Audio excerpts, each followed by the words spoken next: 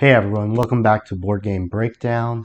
I'm Chris, and I will be going over one of my favorite games of 2021, and that is Cascadia.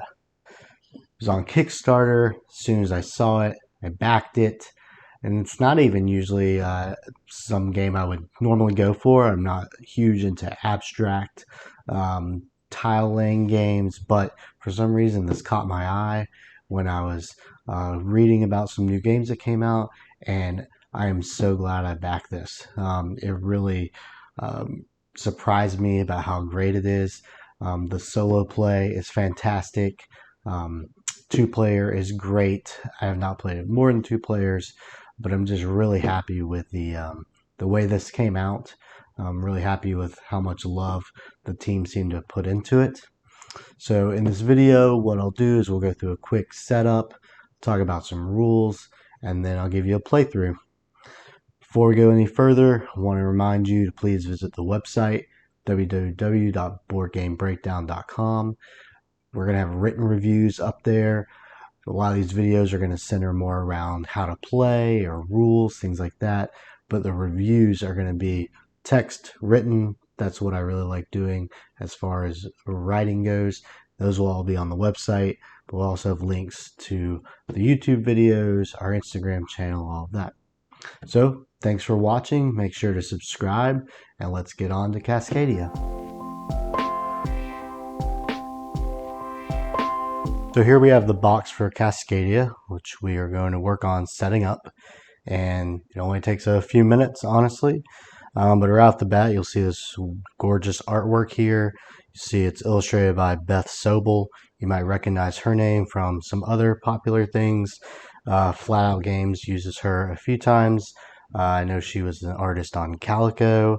And then there's also an upcoming game in 2022 called Verdant that she did the artwork for. You might also know her from some Stonemaier stuff. She was the artist on Viticulture, and she worked on Wingspan. She did not do the bird illustrations, but she did the artwork on the back of the cards, the artwork on the player boards, player mats, those type of things. So you might recognize her style, and as usual, it's beautiful production that she's a part of. So let's go ahead and open the box up. Kind of doing this as a box opening format because the setup is so quick, so we might as well just take a little bit of time to look at it. So we do have the rule book here, which I'm going to go over a little more in depth on one portion after we get it set up. So I'm going to set that over here. We have the score pad. All right, and then we've got the meat of the game here. So let's slide this over here for a second. And first, we are going to pull these out. And I am going to set up the solo variant, though it's almost exactly like setting up a two-player game. So you could also use this to understand how that goes. So these are your starting tiles, starting habitats, I think. So we're just going to shuffle those up real quick. And I will draw one, and that goes here. And we've got a bear, fish and a bear, salmon and a bear, some other things. Talk about that when we actually play the game. The opponent, which there really is no opponent when you play solo, doesn't need a starter tile, so we just put that one out. Here are the scoring cards. I rave about these in the review on the website. I will go in a little more depth here shortly, but let's finish setting up the rest of the game. So we'll put those right there. We have our nature tokens, which are little pine cones. They will help us kind of choose different combinations of tiles while we play. So we'll just put them in a pile there so we're easy to reach. You have your nice printed bag here. This contains your wildlife tokens. Nice little fox, elk. So should have 100 of those. We're just going to set those up there for the time being. We'll pull those out. And then you have your an extra bag. I don't know if anyone else is like me, where they like to combine things in the bags, and then they have extra bags. Though I do like to separate out a little more. My wife would just throw everything in one bag if possible, but that kind of freaks me out. So I don't do that too much. But so we have our 85 tiles here, and for a 2-player or a solo game, we're going to pull 43 of those out. It's easy to remember how many you play with because you end up having 20 per player.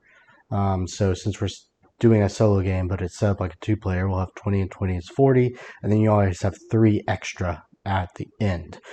So 43. So we're going to just pull out and count these up. Take just a minute.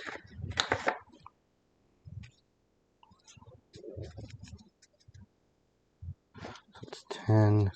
So after my first video, my wife told me I should tell some jokes or something. So I'll use this time now, since I'm counting these, to tell you guys a joke that my kids seem to really like. And since we're playing this nature game, I think it'll go well. So why do you never play hide and seek with a mountain range? I'm going to give you 3 more seconds to think about it.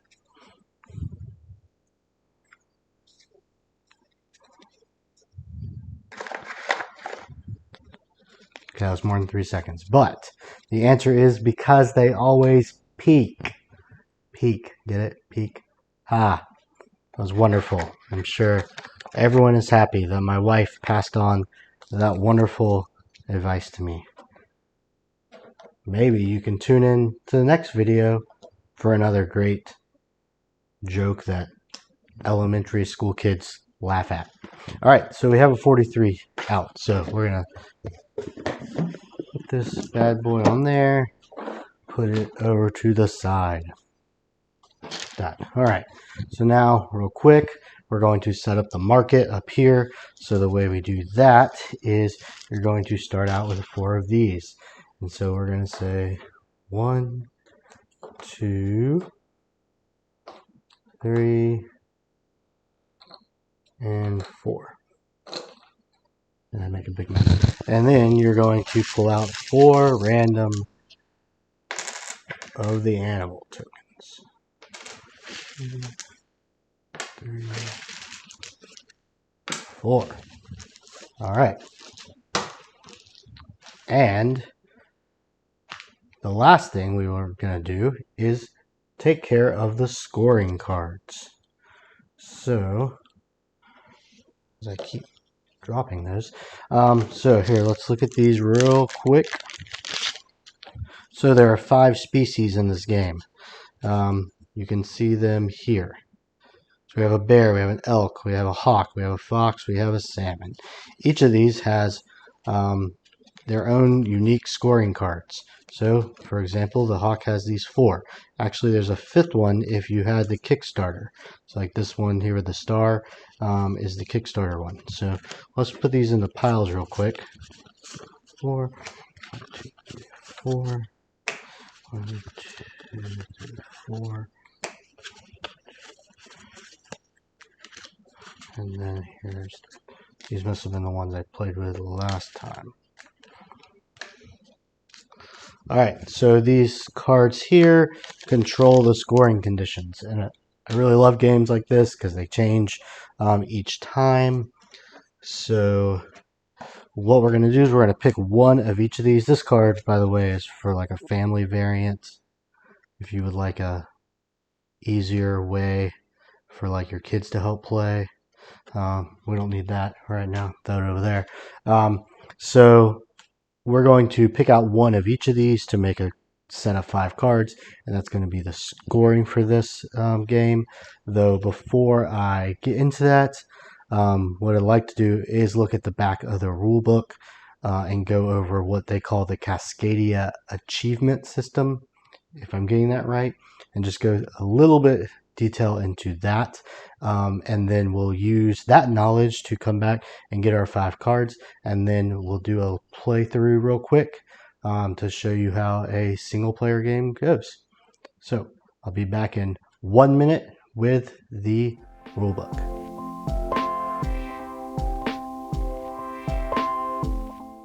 All right, so before we go further in the setup, real quick, I wanted to kind of talk about the Cascadia achievement system and the way it works with the scorecards. So I think this is a really neat thing that they've added to this game, especially if you're a solo gamer, because I think it adds a lot of replayability. So at the point in setup that we just ended on the last little video portion, we're to the point where we need to pick out a collection of 5 of the scoring cards. So it would be very simple to just grab one from each animal, shuffle them up, and there you go. Or if you are bored of that randomness, then you can come to this part of the rulebook. Sorry, I forgot what it was called. So first I want to look at this page here. This kind of details what this whole achievement thing is. And here's a little map that you can put your different player names on. And as you gain achievements, you work your way across the map. And these are like the 5 wildlife habitats that they have in the game. And it just kind of gives you these little like titles or what kind of study what kind of biome you're studying. When you reach the 50th achievement, you're a Cascadian biologist. So you must be really good at this game at that point. But it's just kind of a fun little way to keep track of how many achievements you've done. There's like a little key down here to help you with the next part, which is this. So this is the part I really like. So there's 15 achievements here. Or scenarios, and you can play them either multiplayer or solo. And I'm going to try to zoom in on one of them. Let's go with one that I've done. So let's look at just number 3. How about we do that? So this tells you the different cards you need to use. So on number 3, I needed to use letter C card for each animal, and I needed to score at least 80 points. Once I got that achievement, this is my little symbol. I checked it off. If we go down here, at number 7, you'll see that I needed to use card B for the bears, C, C, D for the hawks, and C again for the fox. I needed to score at least 90 points, and I had to get at least 20 points of just the hawk score. So this is a really cool way to sort of give you different specific scenarios to try out. They get progressively harder. And I did mention in my review on the website that there's quite a sense of achievement. I was stuck on, I believe, number 7 here for quite a while. And when I finally got it, it was just a fulfilling moment of board gaming. Like, I beat the puzzle and now I can move on to the next step. And then there is one last part over here where these are achievements on the left side here that you can do as really for any game. So like number 1 is score 80 plus points. So once you've scored 80 plus points one time, you can check that off. So these are kind of added things that don't necessarily fall into each scenario, but if you're playing just multiplayer and you can kind of try with your friends to see, can anyone score 110 or more points? If so, check it off there. And then lastly, they gave you these rule restrictions. So an example would be at least one habitat must match when placing tiles. So you would never be able to put a habitat just off on its own that did not touch something else. and you can try to put these restrictions in place and see if you or your friends can get any of those achievements. So I think this is a really great way of adding a new level to the game, so you're not just you know, doing the same thing over and over again. Yes, there was already plenty of replayability because there's so many. There's 5 of each animal, so there's quite a few combinations. Obviously, every game would be different, but this on top of that, I think really kind of pushes this over the edge for me as something that I can always bust out, play solo, and feel like I'm getting something done in the game. So for the game we are going to play in our playthrough, we are going to use scenario 8 here. And so I've already got the cards on the top here that we're going to want to use. So these 5 cards. When I get to the scoring portion at the end, I'll explain what these each mean, but those are going to be the 5 that we use in the game. So now that that's over, we'll go back to the board that's already set up, ready to go, and I'll play a couple of rounds and explain how the game works. Alright, welcome back to the game we set up earlier. You'll see that I've got the 5 cards that we discussed in the last section. And just a quick refresher, I am working on achievement or scenario 8, which I've been stuck on for a little bit. And what I have to accomplish is with this set of cards to score at least 90 points, I have to have at least 5 pine cones at the end of the game, and I cannot let bears or elks be next to each other. All right, so those are the rules for the scenario. It's pretty tough because we still got to get the 90 points, even with that. So let's get started. We'll not play the whole thing. I just want to give you a taste of kind of how it works, what you're thinking of while you play. So right off the bat, you do have these little pine cone right there. You see that? Yep, the little pine cone emblem. That means that this is a keystone habitats, and those only ever have 1 species on them. If we put a bear on that, then we are going to get a pine cone. So we like that because that allows us to have a little more flexibility.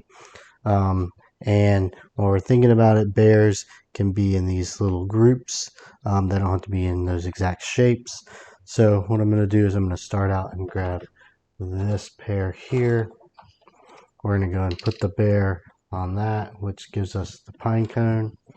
And then I need to figure out where I want to put this. So remember, if we have 3 bears together, that's going to score us 8 points for that that little section of bears. So let's go ahead and throw it here. And we also are going to try our hardest to get habitats aligned. So we've got some mountains and some lakes there together. And we will use that and try to kind of get those 3. So after that, what happens is you take and you burn the pair that is furthest from the deck. I guess you could really do whatever, either side, I mean, as long as you're consistent through the whole game. And we're going to scoot these down, and we're going to pull out the next 2 here, and we're going to take out our next 2 animals, bear and elk. All right, so remember, we do want the bears. It's kind of what I'm shooting for because I want to at least get those 3. We'll grab this and we'll grab this. So we'll go ahead and stick him here. And so I'm thinking the salmon need to get in these like little lines. I think what I might do is go ahead and put this down here and try for a salmon right here and maybe hope for another bear to come up there. So we'll do this, we burn those, move these down, get out another 2 animals.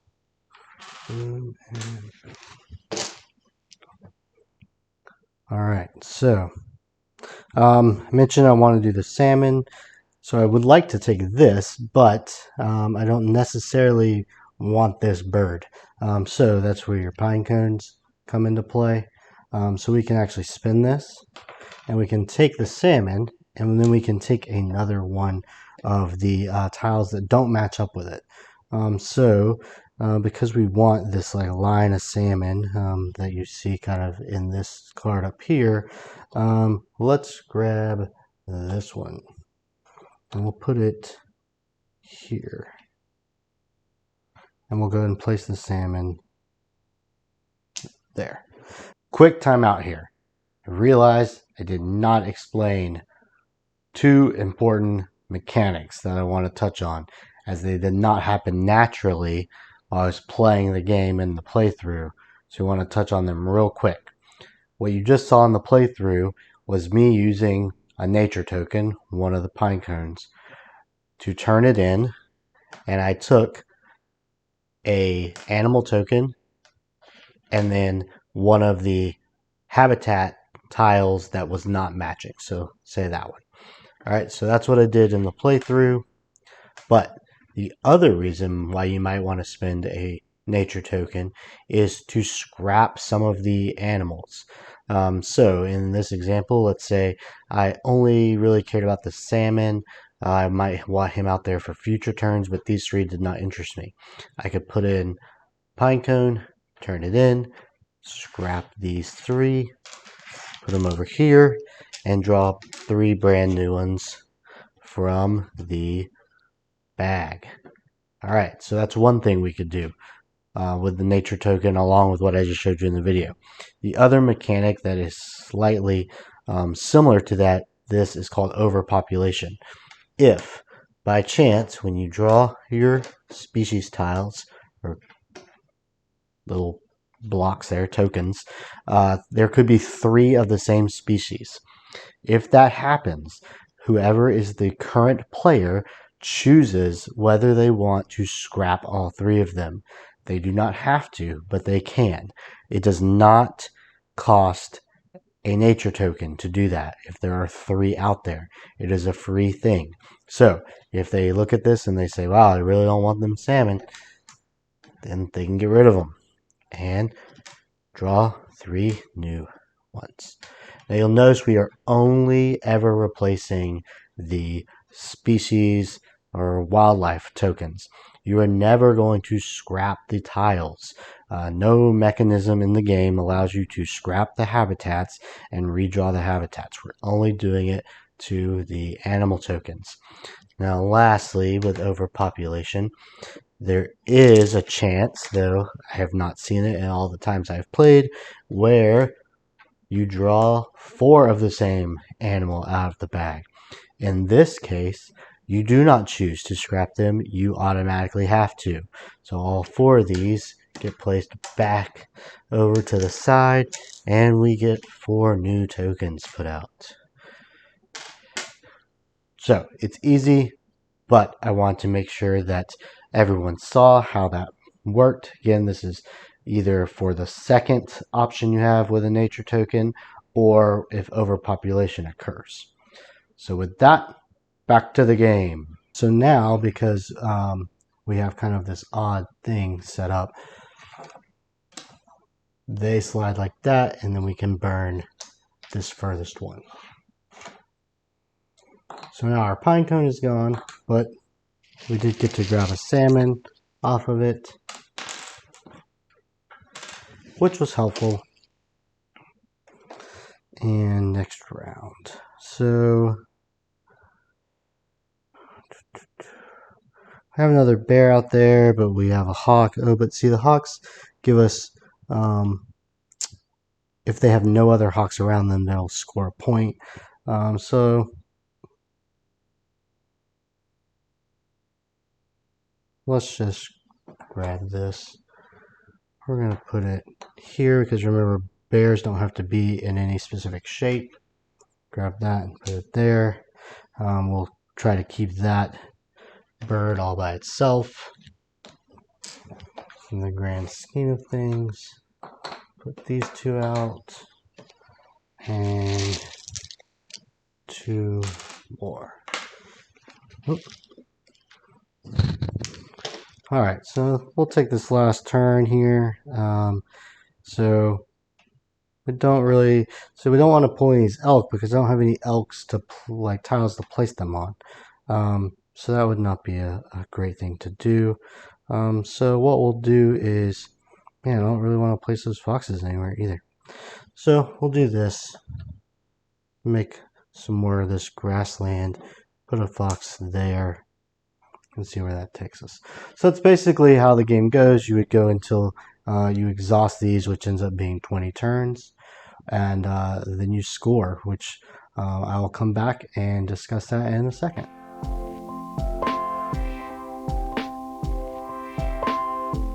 Alright, so welcome back.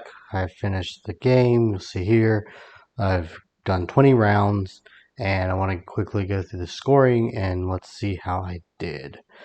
So we will start here with this bear card. So for this one, we're going to get different points for the different sizes. You also get 3 bonus points if you have all 3 sizes. So you'll see that I had a group of 2, 1, 3. So I get 2, 5, 8 points plus 3. So over here on my notepad, I have 18 points for the bears. So that's starting out pretty well. Here for the elk, similar, but you have to have these shapes. I didn't really concentrate on the elk because I couldn't have them next to my bears, if you remember about the scenario rule. So I just have this one lone elk over here for 2 points. The salmon is something I concentrated on. So if you take a look at it, it needs to have these runs, but they have to have short runs. If you have anything over 5, you get the same amount of points. So you'll see a run here, 1, 2, 3, 4, 5 that I got. So that is 17 points for the salmon. For the hawks, they just needed to be all by their lonesome. It's the solitary card. So for every hawk that has no other hawk that's adjacent to it, you get different amounts of points. So I've got 1, 2, 3, 4 hawks that aren't touching any other hawk. So that is 11 points. So I've got 11 points there.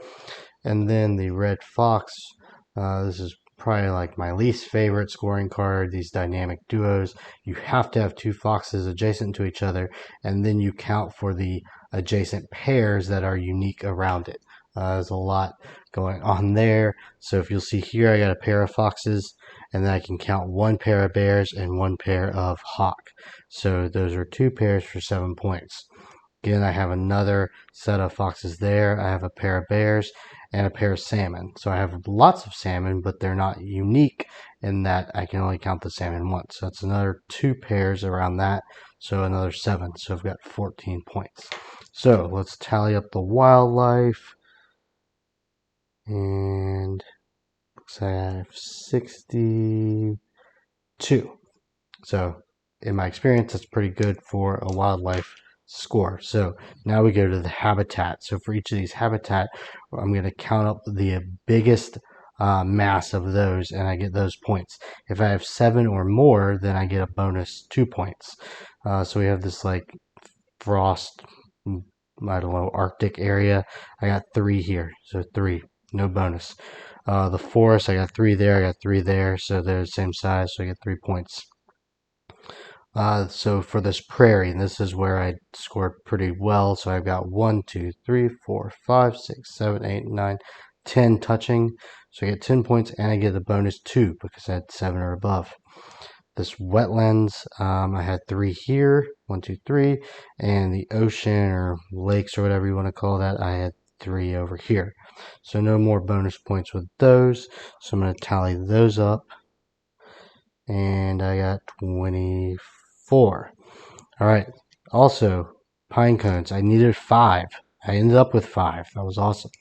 So put 5 there. So my grand total is looking good, and it is 91.